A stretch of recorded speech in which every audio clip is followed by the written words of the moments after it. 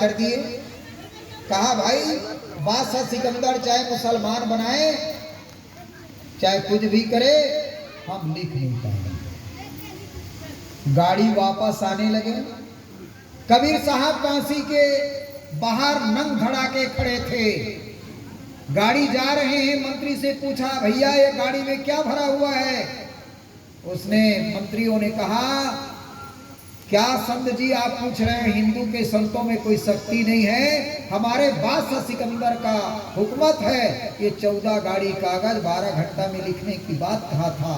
अगर हिंदू के संतों में शक्ति है तो मैं 14 गाड़ी कागज भेज रहा हूं, 12 घंटे में लिख के बतावे। लेकिन कोई हिंदू के संतों में शक्ति नहीं है, ये गाड़ी वापस जा रही है। कबीर साहब कहते शक्ति आजमा रहे हो? कबीर साहब कहते हिंदू के संतों में शक्ति है तो लिखने की बात क्या है, मेरे छुआने मात्र से लिखा जाएगा, मेरे छुआने मात्र से लिखा जाएगा। कबीर साहब सभी गाड़ी में आशावाड़ी को छुआते गए कहा जाओ लिखा गया। लेकिन मंत्री सिपाहियों को विश्वास नहीं किया। गाड़ी वापस आए दिल्ली। बादशाह सिकंदर पूछते हैं कि कोई लिखा?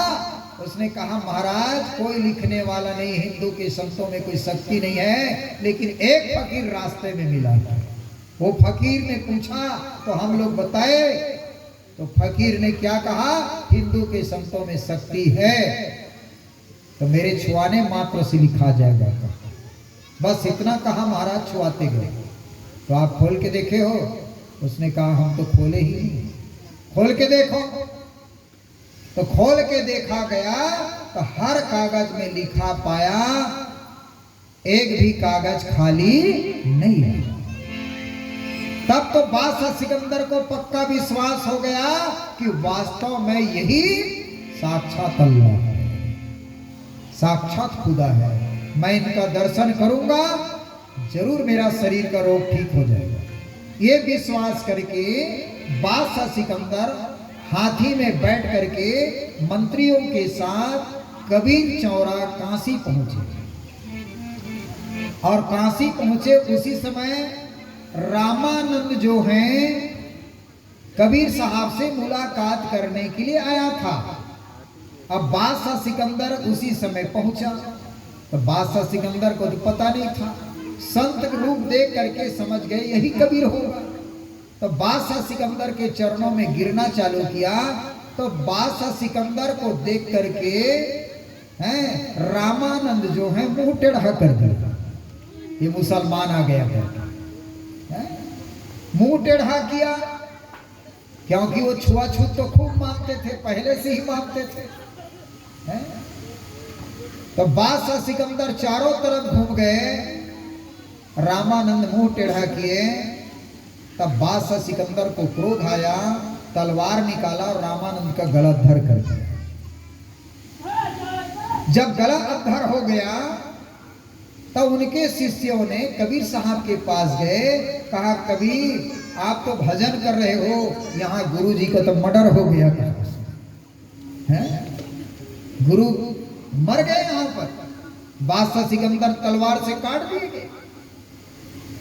कबीर साहब आते हैं, कहते हैं भैया गुरु कभी मरता नहीं है, मरता नहीं है गुरु।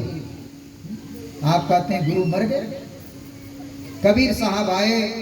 कबीर साहब तो अंतर्यामी था, तन को जाने मन को जाने, जाने चित के चोरी। अरे वो प्रभु से क्या छिपाया जिनके हाथ में। कबीर साहब आए, उनके सिर और धड़ को एक में जोड़े और कहे गुरुदेव आपकी दर्शन के लिए दिल्ली से बादशाह सिकंदर आए हैं, आप उठो, क्यों सोए हो। रामानंद उठ खड़ा हो गए। और रामानंद उठ खड़ा हो गए तब तो बादशाह सिकंदर कहे कि एक कबीर नहीं है, एक कबीर है। कबीर साहब के चरणों में गिरते ही उनका शरीर का रोग ठीक हो गया। तब तो बादशाह सिकंदर कबीर साहब को साक्षात अल्लाह माना, साक्षात खुदा माना। और हाथी में बैठा करके कबीर साहब का स्वयं चरण धुआते हुए दिल्ली लाया और दिल्ली ला करके बादशाह सिकंदर अपने परिवार के साथ कबीर साहब से दीक्षा लिए हैं, चौका आरती करवाए, सब लोग नाम पान लिए और उनके मंत्री सिपाहियों ने भी कबीर साहब से दीक्षित हुए। उसी दिन से हिंदू का गुरु, मुसलमान के पीर और 7 दीप 9 खंड में सोहम सत्य कबीर। इसलिए हिंदू का गुरु कहलाने वाले, मुसलमान के पीर कहलाने वाले सच्चे सदगुरु कबीर हैं। इसलिए आप देखेंगे मुसलमान भी बहुत कबीरपंथी है, हिंदू भी बहुत कबीरपंथी है, तो मुसलमान भी कबीरपंथी। तो ऐसे सदगुरु कबीर साहब। और शुरू भी देखो,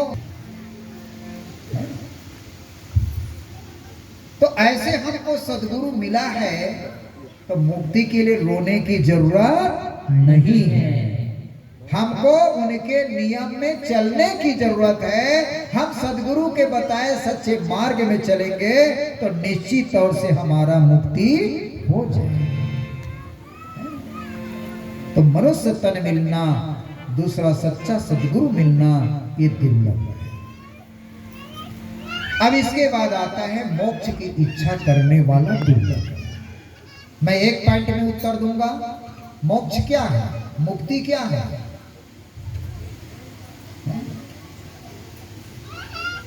साधारण उत्तर है, आप बीड़ी पीते हो, बीड़ी का त्याग कर दो, बीड़ी से मुक्ति। शराब पीते हो, शराब का त्याग कर दो, शराब से मुक्ति। ऐसे ही संसार में रहते हो, संसार का त्याग कर दो, संसार से मुक्ति। मुक्ति नहीं आकाश में, मुक्ति नहीं पाताल, और जब तेरा मन की खटपट मिटा तो मुक्त ही।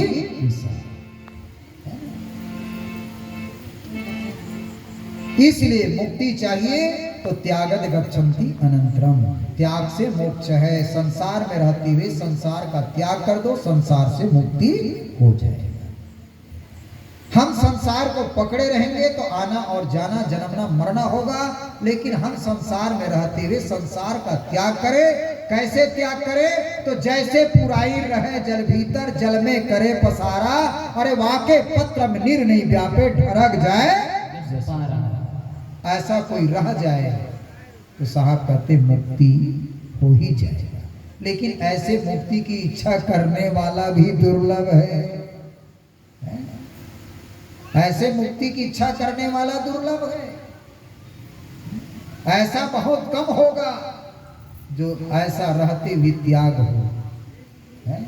जैसे नारियल देखते हो, पका हुआ नारियल को देखो, 3 औरंग तो है, लेकिन नारियल में रहते हुए बीच में भी वो अलग रहता